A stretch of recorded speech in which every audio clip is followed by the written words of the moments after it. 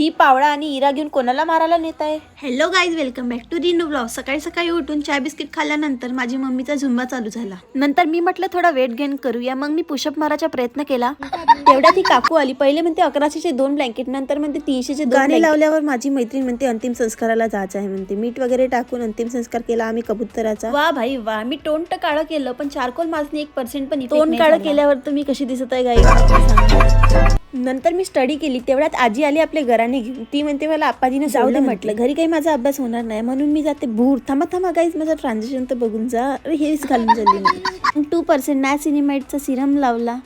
ओहो गाईज, नंतर माझी बॉटल तर बघा स्लिम अँड फिट आहे. चालता चालता दिसली मला मगनवाडी. कोणी तर न्या इथे जेवण करायला. आली माझी लायब्ररीच्या समोर कपडे टांगून आहे गाईज. तुम्हाला पाहिजे असेल तर घेऊन जाऊ शकता. लायब्ररी फ्रीच आहे गाईज. तुम्हाला यायचं असेल तर येऊ शकता 5 वाजतापासून तर 8 वाजतापर्यंत. आई मंदिरासमोर मला गरीब दिसले पण मीच एक गरीब आहे.